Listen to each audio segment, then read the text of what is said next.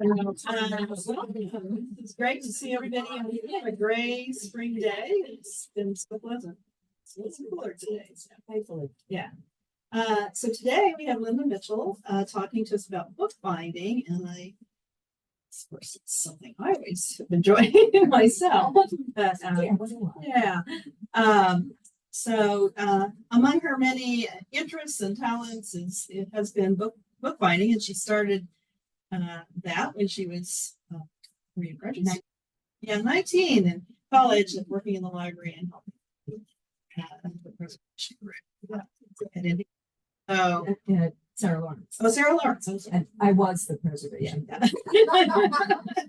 Anyway, we're gonna just turn it over to her, and she's gonna do a little show and tell for us. So if you're not close, you may want to move in a little closer at some point.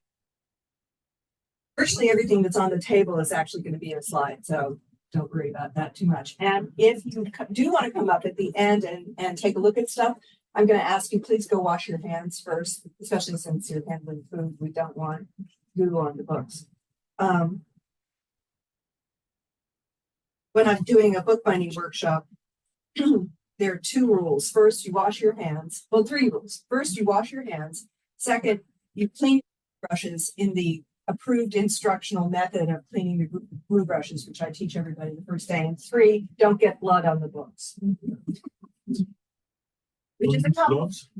No, we don't use gloves. And in fact, now in archives, they decided they don't use gloves either, because they discovered that especially cotton gloves are too abrasive for the materials, and they actually do more damage than fingers do. It's just that the natural oils in your fingers are fine. It's anything over and above the natural oils of your fingers that can be problematic.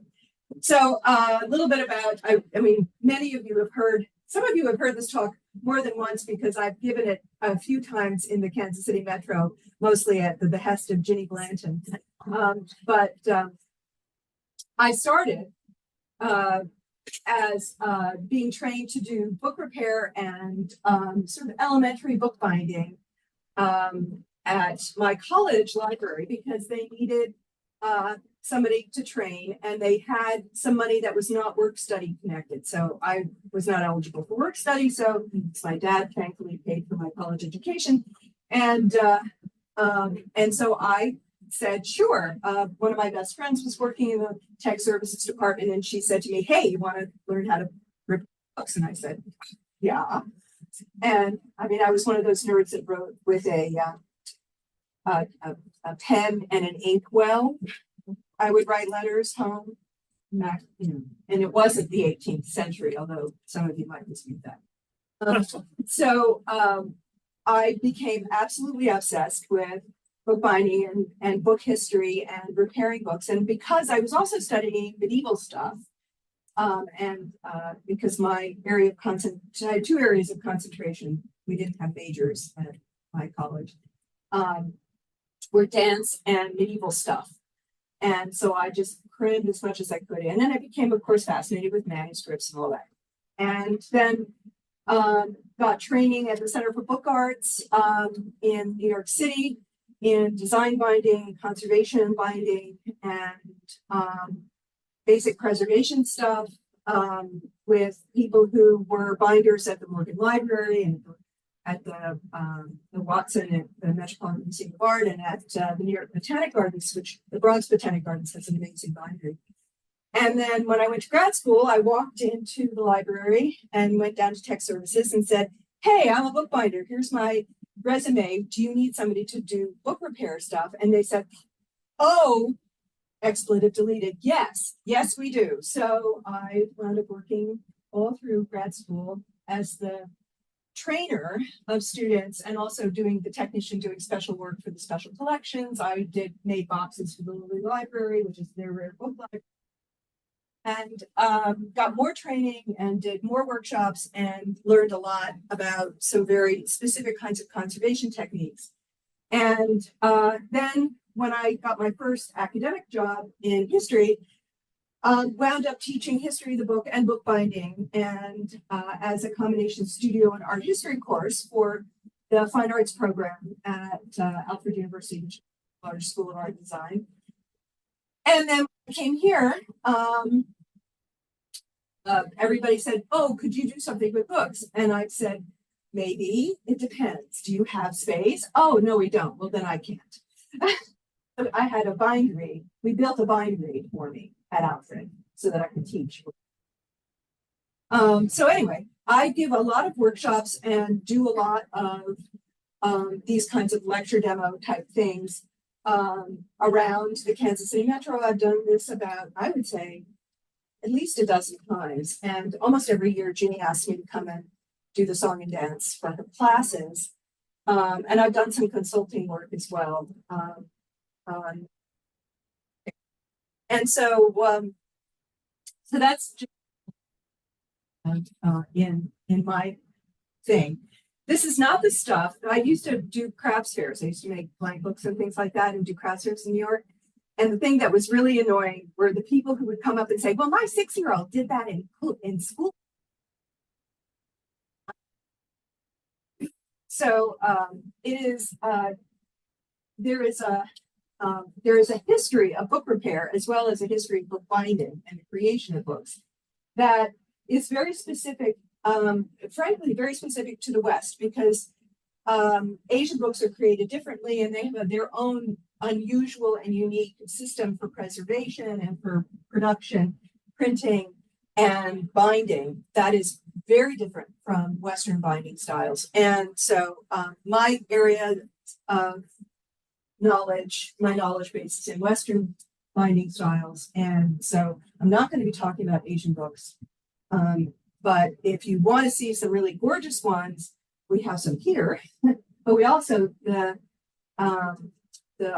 Spencer Art Reference Library at the Nelson Atkins Museum has an incredible collection of Asian books that are fairly rare for, especially for the Midwest. And they are quite an unusual collection.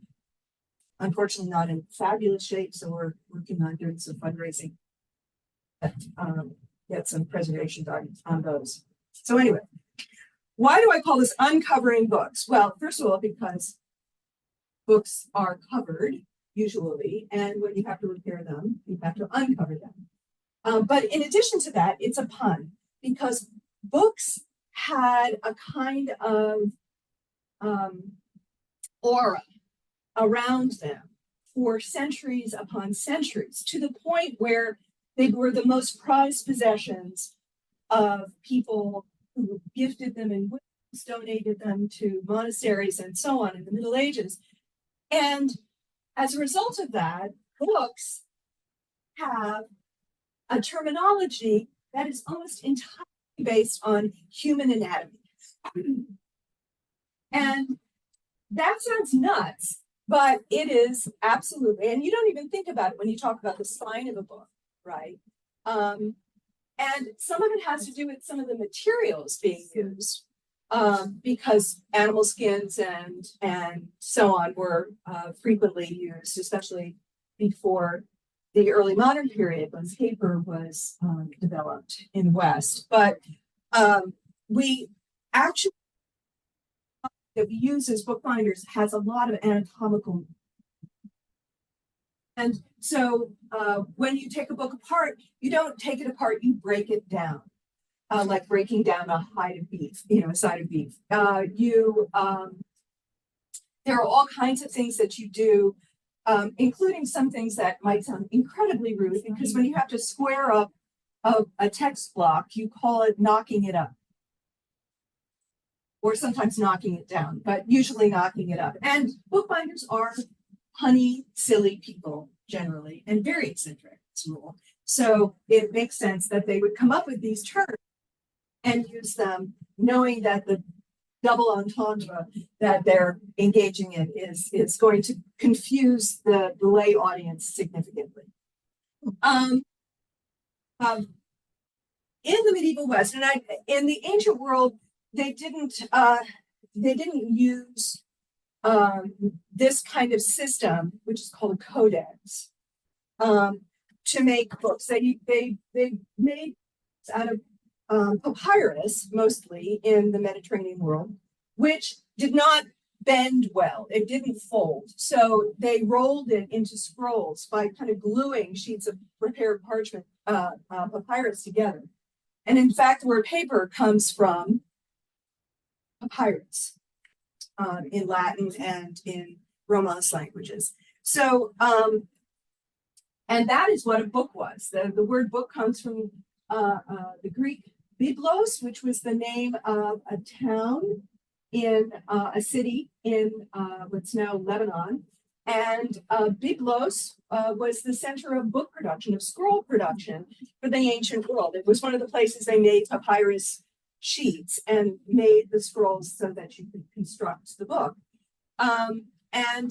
So a book, a biblos, is a scroll, is not, in fact, what we think of. This is a codex, which is a Latin word, and that refers not to something with pages like this, because the Romans were cheap. They invented concrete, right? Instead, because they couldn't be bothered to create temples and buildings that were made of stone the way the Greeks did. So instead, they invented concrete, made concrete structures, and slapped these marble facades on them that were usually about that thick. And so that their buildings would look fancy schmancy, right? The Romans wrote a lot of letters to each other because they had a very large empire. And it was too expensive to use papyrus, which also doesn't do well in cold or damp climates. So great in Egypt, not so great in Rome in the summer, right?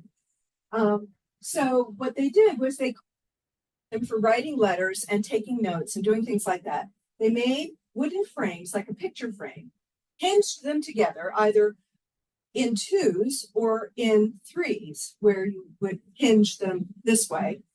And they filled the middle part of the frame with wax. And they would use a stylus, they would write their letters, fold up this codex, seal it, and send it off. And the person would read the letter, warp and smooth out the wax, take their stylus, write a reply, seal it, and send it back to the sender. And that's the system that the Romans used for a very, very, very long time. So one of the things about the codex is it's called a codex because it has a vague resemblance to those original wooden framed wax tablets. Materials for bookbinding in the medieval West were almost overwhelmingly either animal products or vegetal. They used a little bit of metal for bosses and clasps and things like that. But most of the stuff that they made was animal skins, animal products, and wood. The paper came to the West in about the 13th century. It had been developed in Asia and kind of worked its way through the Mediterranean world. But medieval people did not use paper. It was atrociously expensive, and it was also rather fragile until they had perfected a system where they could fold it, because of course the paper that was being used in Asia was used to make scrolls, not codices. So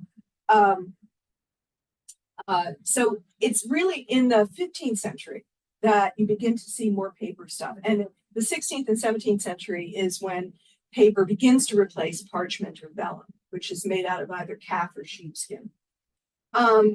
The other thing about this is that there were two places that were the center for creation of vellum sheets and parchment sheets. Super high quality to sort of pedestrian quality. And one is Spain and the other was the British Isles. And why? Because there were more sheep than people in large parts of the British Isles and in large parts of Spain. And if you got a sheep and it's no longer, the wool is no longer the quality that is sellable, then you but you also take the skins and you process them to make parchment. Calf is more valuable because they used cows for a greater variety of things than they had fewer cows. Cows are harder to raise than sheep. But so sheepskin and sheep products were an enormous component in the making of medieval manuscripts. They also used linen thread made of flax, sometimes with some hemp or silk, or a combination of the two. Silk is obviously much more expensive, and you can't, silkworms, until the Florentines stole some, were unavailable. You had to get silk from Asia. So you used silk for very, very, very high quality, expensive things. So usually they use linen thread to sew the quires together. Now, quire is a gathering of manuscript leaves, and it's spelled Q-U-I-R-E, which is how the British spell the area between the apse and the nave, right? The quire. A quire means a gathering, and you can spell it C-H-O-I-R, or you can spell it Q-U-I-R-E, and it means the same thing. So, so quires were gatherings of manuscript leaves, which were then sewn together, usually in very hurried fashion, and then organized according to whatever the manuscript was going to be for. They used oak or some other kind of hardwood for boards. I made this kind of, and I deliberately made the oak boards like way, way too huge for the size of the codex, right? But this is my my reproduction of what a medieval binding would look like if it were bound with oak boards. I used leather for the bands. I sewed it with linen thread, and then you insert. You have to chisel a hole that you insert the bands through, and then you either cover them or layer things on top of this with layers of vellum or and so on to secure those, and then the whole thing is then finished. So they used wooden boards when they were for a permanent kind of binding, but the most basic binding was called a student binding or a limp vellum binding. And what it was is a medieval version of a paperback book. All books were made in different shops. All right. So the manuscript maker would make the manuscript in separate quires that were unsewn. Somebody would go in. This is by the 14th century for sure, especially with books of hours and psalters and things like that. They would purchase the quires they wanted to purchase. They'd hire an illuminator to put miniatures on. Sometimes the miniatures were pre-made and they would glue them onto the parchment. They would tip them in. And then once that was happening, if the person wanted the book and didn't want to take it directly to a bookbinder to have it bound, then the person would sew the book together, slap a vellum cover on it, and hand it to the purchaser. Now the purchaser could then go next door to the bookbinder, order their binding, and the binder would then sew it on raised bands and make it pretty and do all of that stuff. This is an original binding of a 16th century book. Actually, I think it's 17th century. I'll be getting it's farther down in the slideshow. And this is made of paper, but this was bequeathed to me by one of my predecessors at Alfred University, who had it in his possession and then left it in a box when he passed away, and his widow didn't want it. So my colleague said, "There's a box of stuff for you." And I was like, okay. And then I pulled this out and I said, "Are you kidding me?" Because this is, it's not a first edition, but it is an early edition of Christopher Clavelius's disputation with Galileo on the two world systems. it was published in, let me see if I can get it here.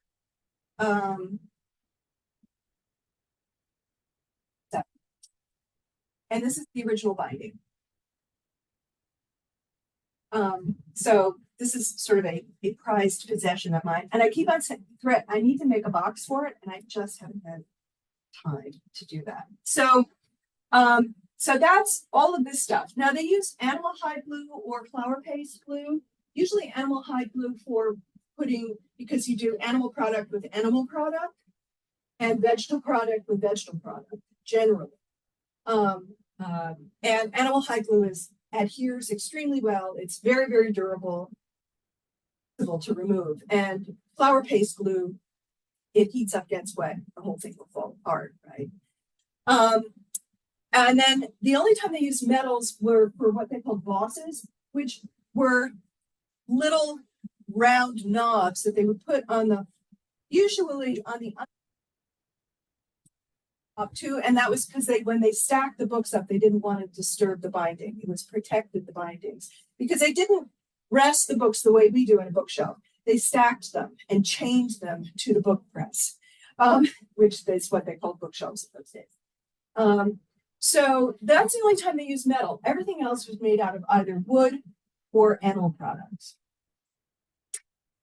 Paper like marbled paper was not invented until the 16th century because it required chemicals and processes that medieval people didn't really have time to experiment with. But in the 13th century, they did create a kind of decorated paper called paste paper, where you take flour paste and you make a thin emulsion of flour paste, and then you take tempera paint.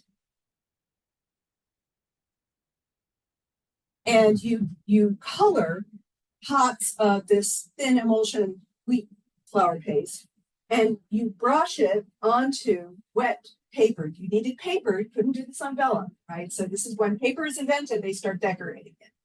So they would dampen the paper, they would brush the paste in stripes or in different ways onto the paper, and then they would take tools or their fingers, it's like finger paint, and they would make decorative swirls and do all kinds of other fun things with it. And then when it dried, they would, because the emulsion was usually thin enough so that it wasn't, they might have done so too because they could get glycerin from calves' feet, but it would be flexible enough to be able to use as a paste down on the inside or a cover. But these were fairly fancy sorts of alternatives to different kinds of decorations. Tools and equipment. I brought what I call my traveling toolbox with me. Medieval tools for bookbinding and modern tools for bookbinding are virtually identical. The only difference is that some of the materials are a little bit different. They used more wood than we do these days. We use more metal for book presses and things like that.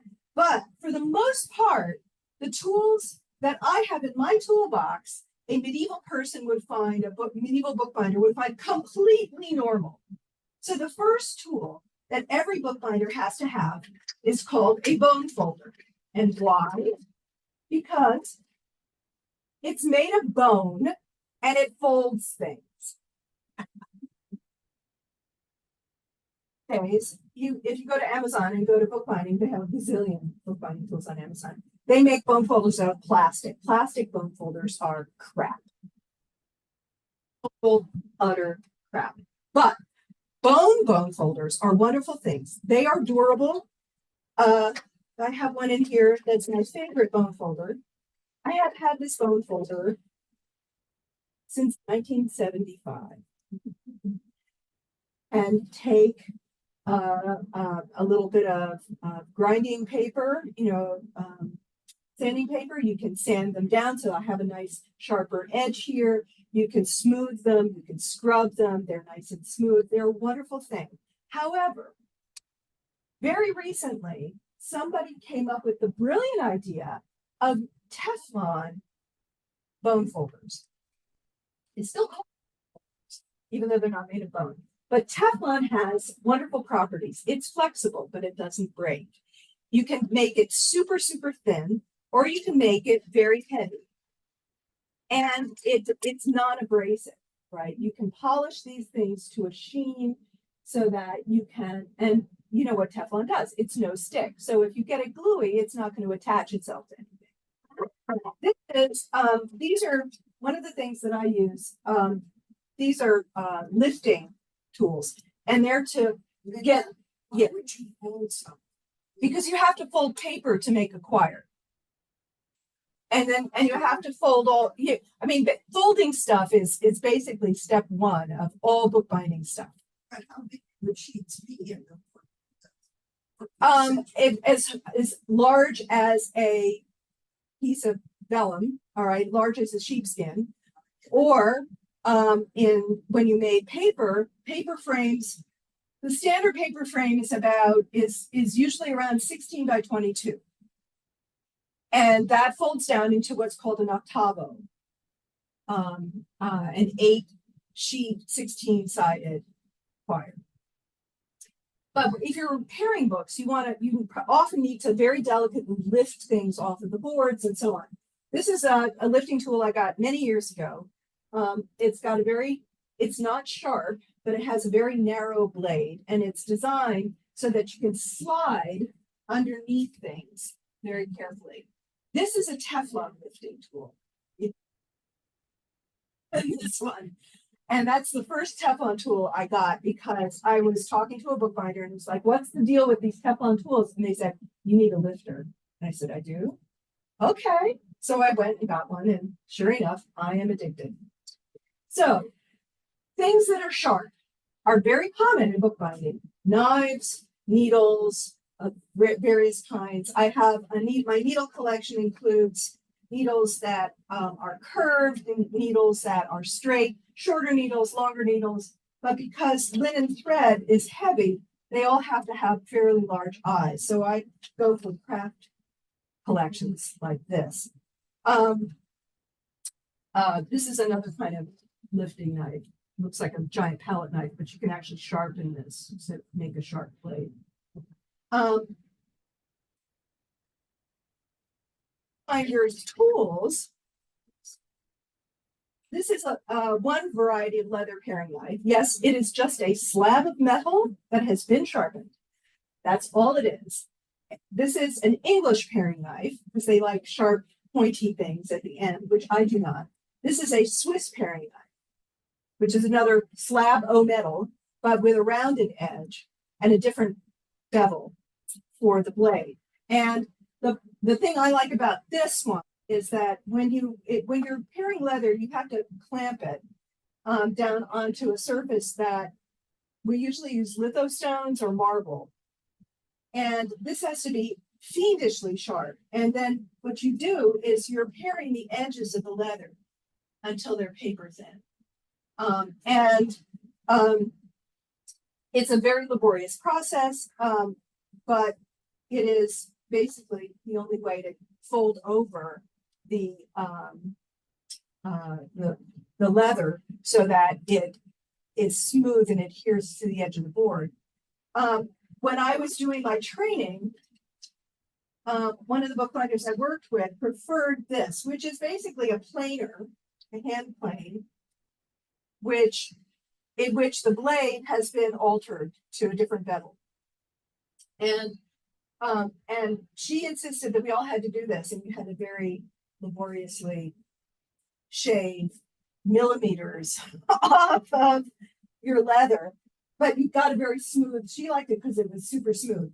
The problem is that if you're doing a commission for somebody and you're charging by the hour, it is hard enough to talk somebody into spending $1,000 to repair a book because they want a leather-bound book, where it takes an hour to pare using a hand knife, a piece of leather, as opposed to the 10 hours that it would take to do it with the planer. I gotta say. Awls and drills. I have 100 kinds of other sharp, pointy things in here. I use wine corks to protect them and my fingers when I'm reaching into my toolbox. Anybody know what this is? dissecting pin. I haunt medical supply places for scalpels and these kinds of things because, first of all, they're super sharp. Secondly, they're cheap, and they do dull eventually, so you have to throw them away. And they work a lot better than a handle, unless you have to really push hard on things. This is a bookbinder's only. All right. And this is great because you can hold it like this and poke, but I'm constantly having to configure the tip because it bends. It's very fragile. All right, so tooling was something that was developed in the Middle Ages, and they didn't use gold and silver for tooling of leather covers. Initially, they did something called blind tooling, which is basically they heated a tool and then they pushed it into the leather, and that created a mark, and it darkened the leather very slightly. The process of making gold leaf and using it and figuring out how to make it adhere to leather was a somewhat later process. If they wanted to really make a fabulous decorative binding, they would bejewel it. All right, they would all that now. And somebody all of those sparkly things. It's something teenagers do to their book bags, and what our graduates do to their Leather. mortarboards. Changes in bookbinding. Paper made of rags and eventually wood pulp replaced vellum for the most part. Board made out of pressed wood rather than oak became the norm. Sewing was done by hand in the West everywhere until 1879. By hand, every book, until the invention of the multi-thread slide sewing machine, which is still in business, and they're still making it. And guess who did all of that sewing and never got the recognition for it? It was paid half of what the finishers were paid.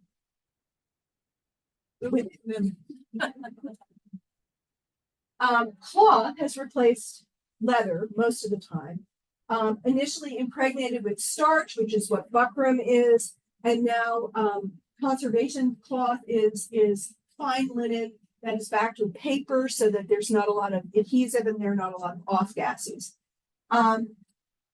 We use iron presses, metal presses. Now I have a wonderful one that's an enameled surface book press. That is a wonderful, what's called a nipping press. Those replace wooden presses because they don't warp.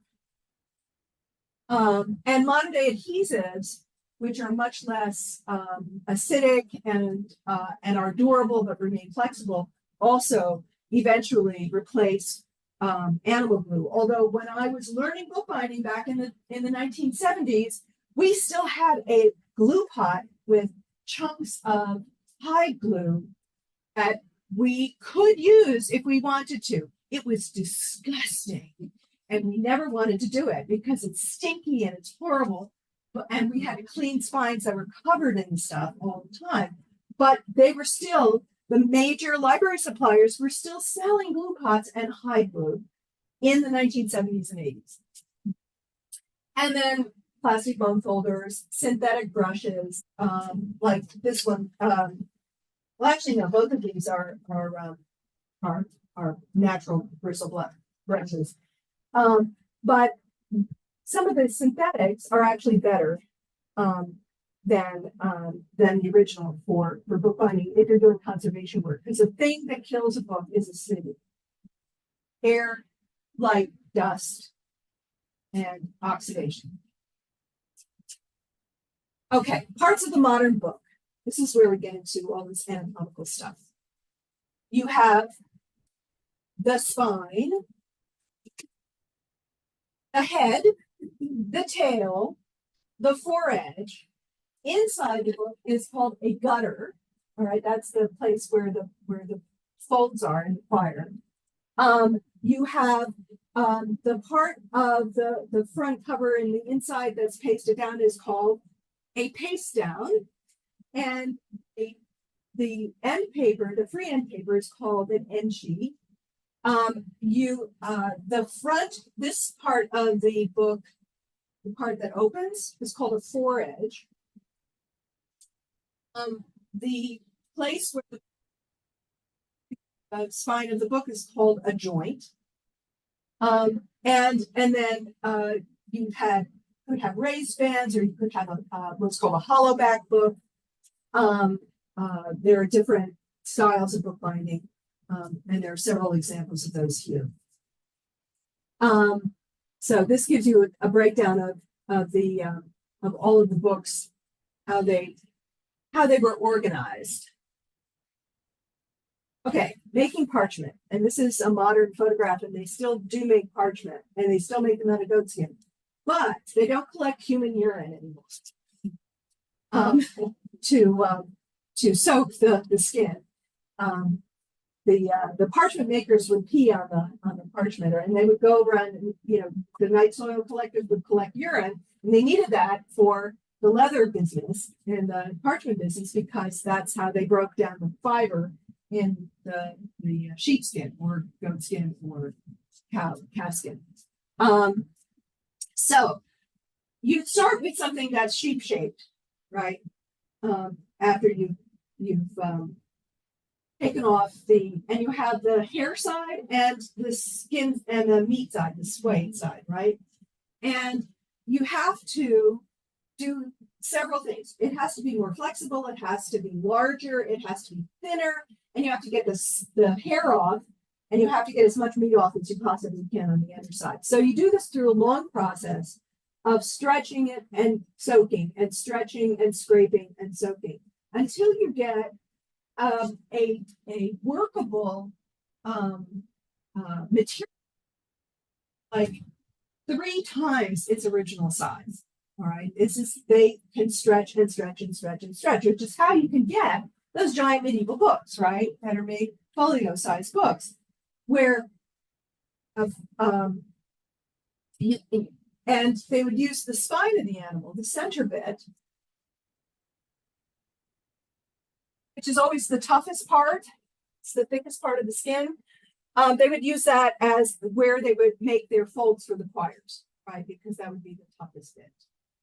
And since you're poking holes into it, you want it to be sturdier than the more flexible edges. So, and the other reason why you want heavy oak boards when you're making books out of parchment and vellum, and you want to have the clasps at the end, is because even though you have processed the daylights out of that sheepskin, it still wants to return to sheep shape. And the only way to keep it flat is to weigh it down, which is also why they stack them like that. Because if they stacked them on their tails, they would expand this way. Oh, my books get wet. Supported binding is the original style of bookbinding for permanent binding is supported sewing. So there are other kinds of sewing that are unsupported, but the basic medieval form was on raised bands using hemp cord or linen cord that you sew along the spine, and then you physically attach to your boards. This is a particular kind of binding called a concertina binding. It's a conservation binding that where you make these little tiny guards and you sew them onto the quires, so that the only thing that is connecting your very valuable book to the binding is thread, so that if you have to remove it, doesn't invade and you don't damage the book. You're sewing what's called guards, concertina guards, in other words, like an accordion.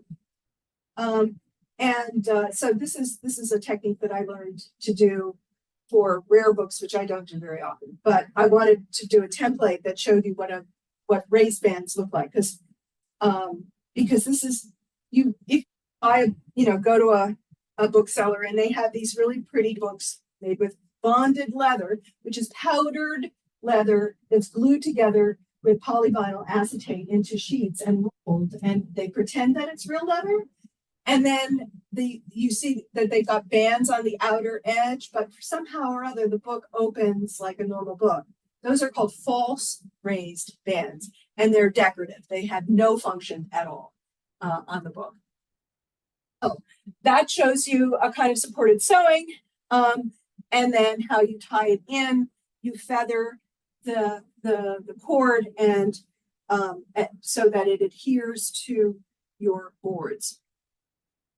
These are examples of unsupported sewing, chain link sewing, also known as a Coptic binding, even though it did not originate in Egypt.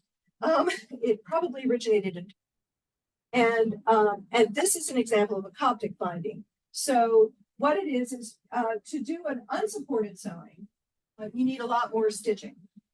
And what you do is you link each of your supports to each other, and that's how you make the book adhere. So if you go to market and you go and look at their blank books, they have very pretty blank books and they're very reasonably priced. Optic sewn. They all have exposed spines and you can see the stitching on it, which is kind of cool. And this is also very, very handy to teach shops in which there is no access to water or glue or a board shear or anything like that. So when I do bookbinding workshops for people and I'm bringing in the materials, all we have are pieces of paper, needles, and thread. And this is what I teach.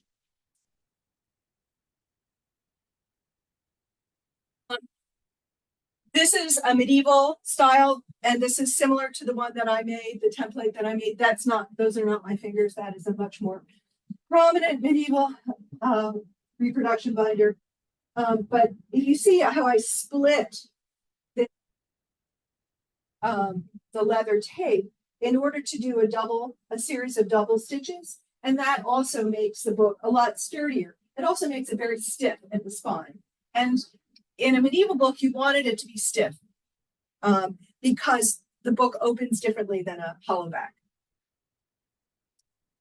Hollow backs do something which bookbinders call hollow backs throw up against the boards. They make a curve, an arch against the boards. And books that are sewn on tapes or cords don't do that. They, sure I have an example.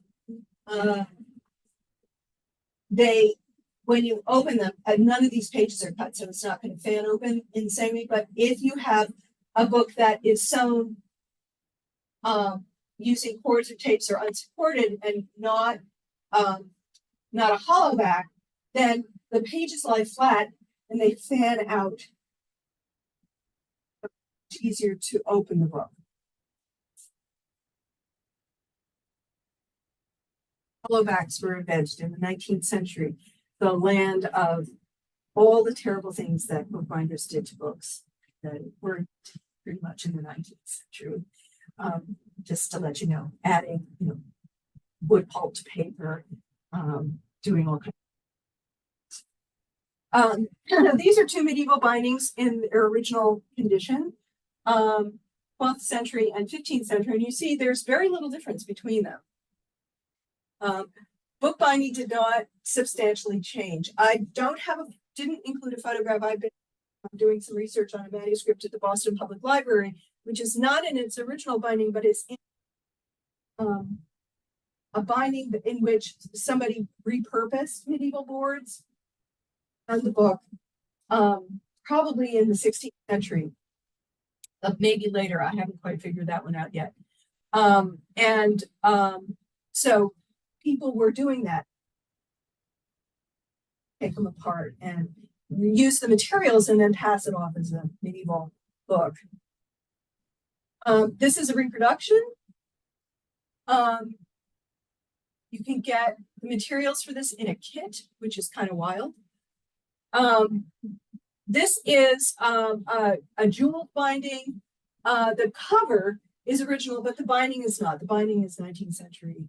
This is the Lindisfarne Gospels, which was a magnificent book dated in the north of England, is now when the monastery of Lindisfarne was invaded by the Vikings, they fled to what's now Durham.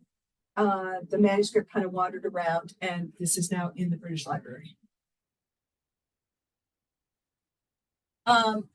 When you're conserving a medieval book, and you can see these are bosses, these bumps are metal bosses. When you're conserving a medieval book, you want to try not to take it apart. That's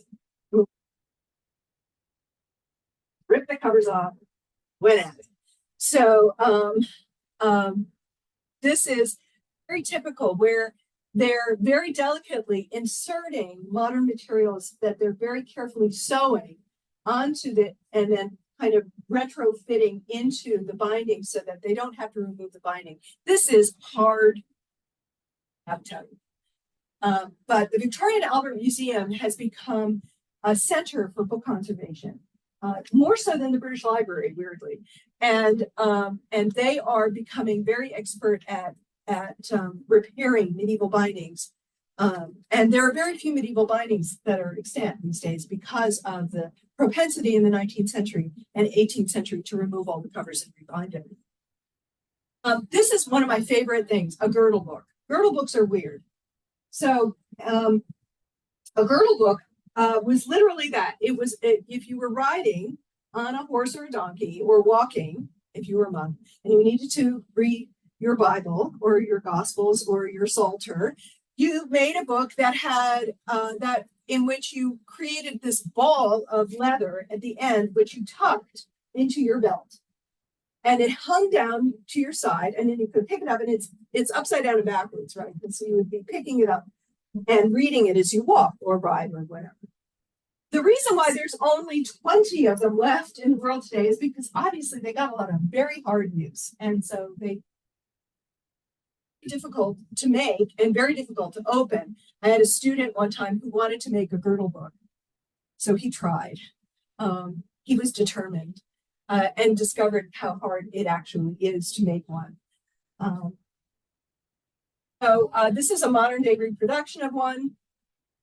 And note that the cords, instead of being tied in, are just glued on, and it's because the book is so stiff because it needs. It's almost impossible to keep it open. This is my Christopher Clavellis on Two World Systems. And this is my display of books, many of which are out here. Some of which seem to have gone walkabout. I'm not quite sure what happened to some of them. I know some of them I actually bound. So there you go. So they're sitting on a bookshelf somewhere. You might be a devotee of the Folio Society or the some of these specialty book clubs. These are Folio Society, modern day Folio Society decorated covers. And then this one, Henry van Dyck, the Blue Flower, is a typical Art Nouveau style binding. And you can go into booksellers or used bookstores and find all kinds of gorgeous, gorgeous books that were very beautifully bound and that nobody cares about anymore, that you can buy for a song. And I kind of collect them. I love the Art Deco and the Art Nouveau bindings. These are some examples of some bindings that I've done.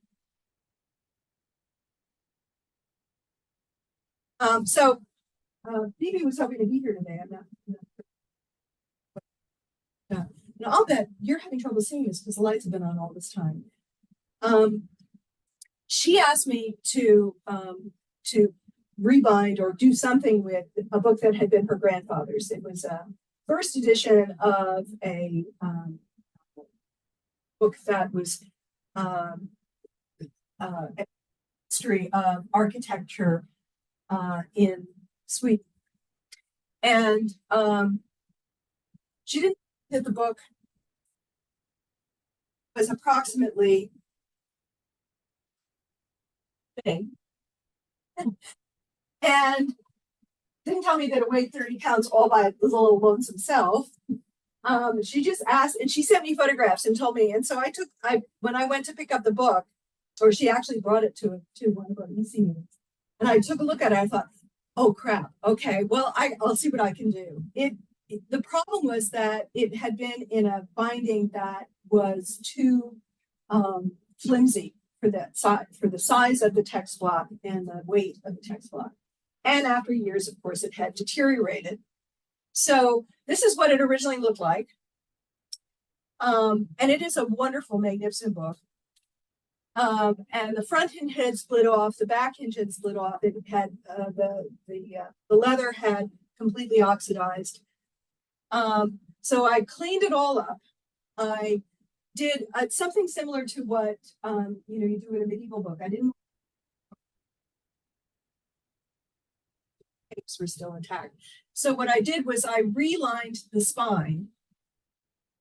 And then I covered it in leather, and I'd gotten a specific kind of leather that's made in France now, which is legitimate skins, but they have machine paired virtually all of the suede side off. So they are very flexible but durable. But I wound up backing it with Japanese paper washi, because it was such a big book, and I needed to be able to manipulate the leather, and I needed for it not to get really stretchy.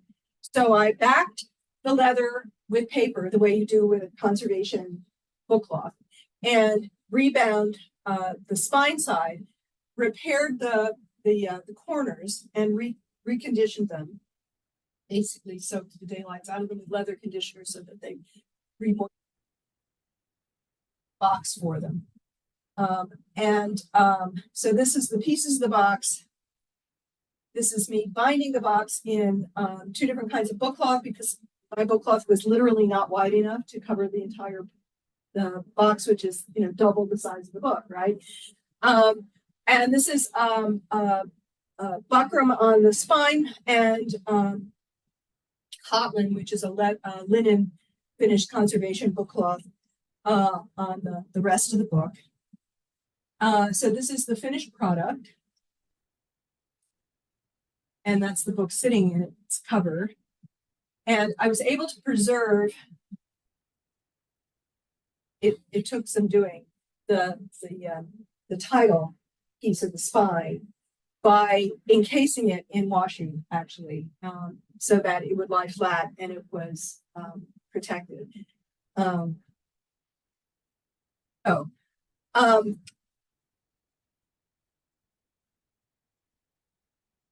There are lots of websites. There are lots of places. YouTube has hundreds of videos of bookbinders doing fun things with books. Lots of crazy sewing styles and so on. But if you want to look at, pretty books, then you go to the British Library's website and things like that. You can see gorgeous manuscripts. They're not really into the bindings so much. Questions. We still have a few minutes. Yes. When you deal with I was in Rome at the archive, secret archive of the Vatican in last century, and did you notice any smell of the old books? Oh, they're filthy for one thing. I used to. They have, yes, the animal glue has a very distinctive odor. And then also a lot of books in archives, especially in places that don't have a lot of, until very recently didn't have a lot of environmental controls, they got moldy. And bookworms are a real thing, all right? So there's evidence of bookworm damage in this book. They're actually larvae that burrow into the books. So yes, there are very distinctive smells, but the other problem is that they're never cleaned. So when I was a graduate student and I was doing my dissertation research at the Public Record Office in London, I'd be going through 13th century plea rolls. These are massive scrolls of that are transcripts of litigation. And by the end of the day, my hands would be black because they had never been cleaned. Yeah. At the National Library of Ireland, in their manuscript reading room, their method of air circulation was that they opened the windows, which did not have screens on them, and the pigeons would come in to visit. Oh. And they had radiators for heat. So, and I believe it's still like that. They haven't moved the manuscripts reading room yet. Yeah. So yeah, it's really fun. Yes, Jake. The books that you show here also on the table have a flat aspect. Yes.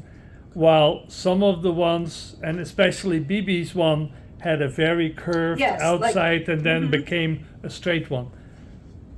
Is that an requirement for whatever reason? It is not a requirement. This is a technique, again, developed in the 18th century when they began to stop using wooden boards. There's a system called rounding and backing. You have to have a special press that has a beveled edge on the top. And then what you do is you take the text block, like this one, for example, and you hold it against the table and you pull, and you take what's called a backing hammer, and you whack it with a hammer. Now, you're not whacking it hard, and this is what I always found amusing, because they said that women who were sewing text blocks until 1870s, right, 14 hours a day, were not strong enough to do this to this book.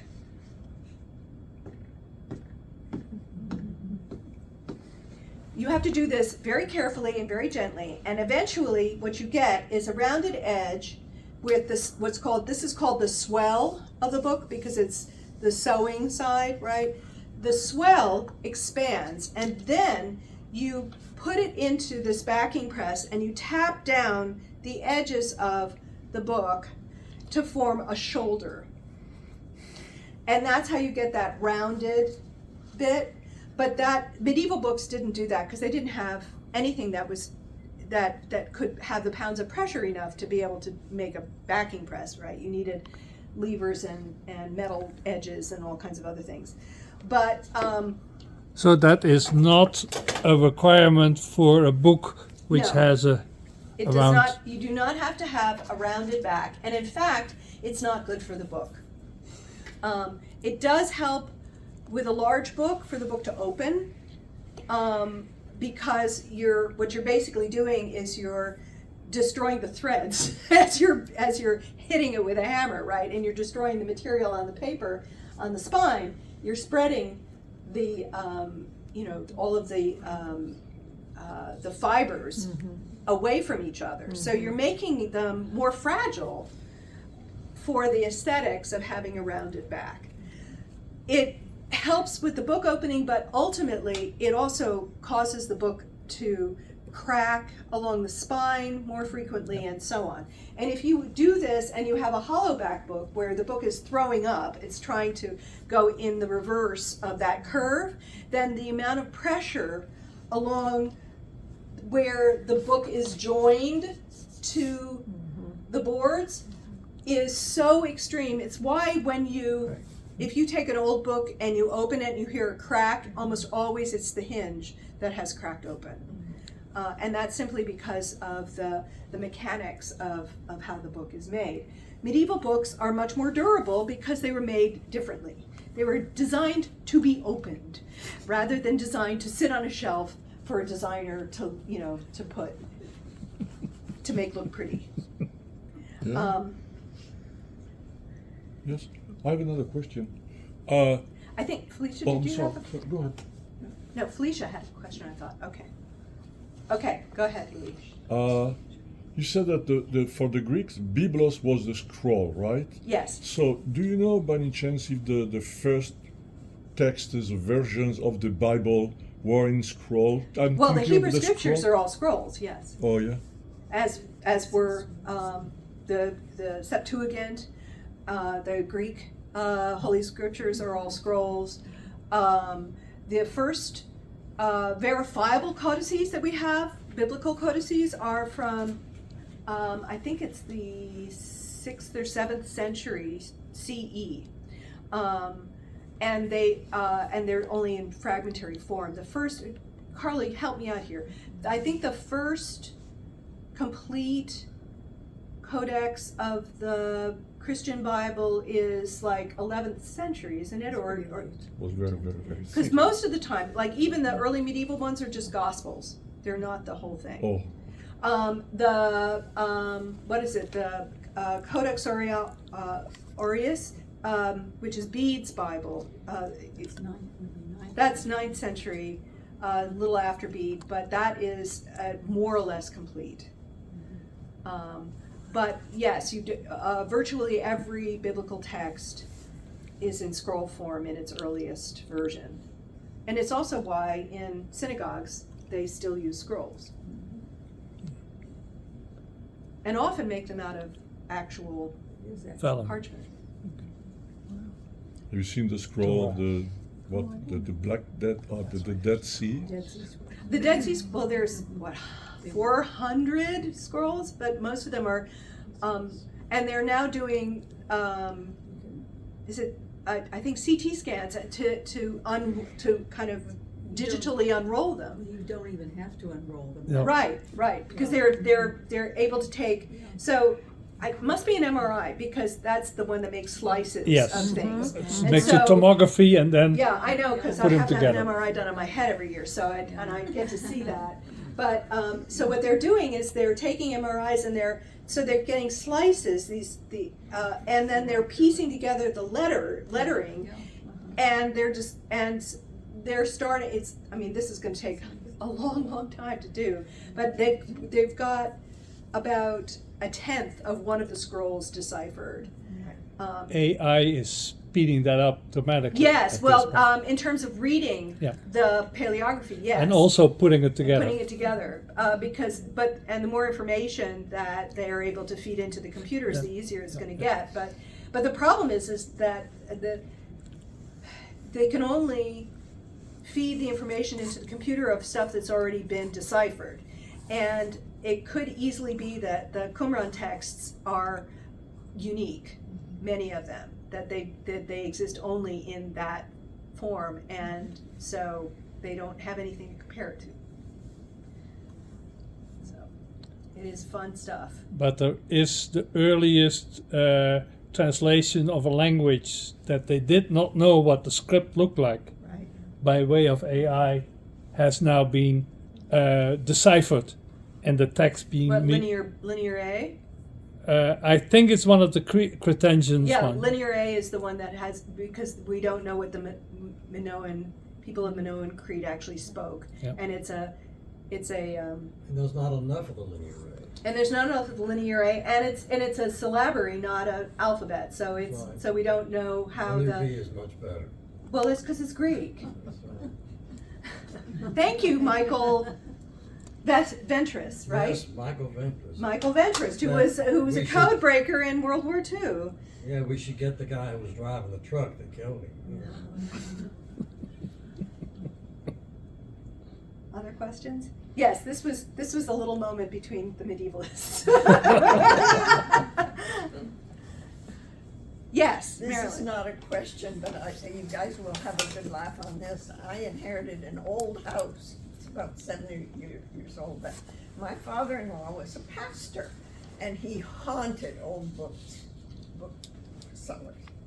So I have a couple of 17th century manuscripts. Oh, wonderful. I don't think they're worth much, but I have them. But the ones that were done in the 19th century, how many of you have ever been to Florida for any length of time? Anybody? Okay, well, we have something there called palmetto bugs. Oh And no. they have managed to leave their own scrolling as Oh, they yeah. have eaten both the Yeah. spines as well as the covers of yeah, some yeah. of my books. And Yes, it makes me feel so cockroaches- bad, and there isn't much you can do, at least as an individual. Cockroaches love paper and Oh. love paste, love glues. And one of the reasons to use PBA, polyvinyl acetate, mixed with methylcellulose is that methylcellulose is, people use it if they have digestive issues. It's completely edible kind of a vegetal substance that makes a very flexible, useful, and what's called reversible adhesive for bookbinding. But we usually mix it with PBA, which is a very fancy, refined form of Elmer's glue, because cockroaches don't like PBA. And palmetto bugs are giant cockroaches, basically. Send them to DeSantis. No, it is a problem. Vermin in books, and we had at the bindery in Indiana, we had this problem. We had a bat who fell in love with the bindery and liked to sleep under the workbenches, and we kept on capturing it and having the guys, take it outside, and it kept on coming back. So, but they didn't really disturb the books. They, bats just poo everywhere. So It's a lot of fertilizer. guano, yes, the guano wars of Chile, yes. Well, thank you all for your attention. If you would like to come up and, and leaf through these, I'm just gonna ask you just to run to the restroom and wash your hands, and I'm happy to talk about things. This is the box, this is my template box. This is what I use when I'm training people how to make boxes and what they're supposed to look like. I made this box in 1987. That's cool. That's the nice thing about doing actual book repair that doesn't use like flimsy clear tape, which was what we call the book repair tape that they sell. And my friend and I, who were doing working in the bindery, we decided that flimsy clear tape was a good name for a heroine in a series of mysteries about librarians that we were going to call Against the Grain. But yeah, we were really nerdy back in the 70s, and not that I'm any less nerdy now. Marvelously done. So anyway, thank you, and come up and take a look at stuff. And After we wash our do that first, and then come And then eat bud cakes. Eat beautiful bud cakes. on the books.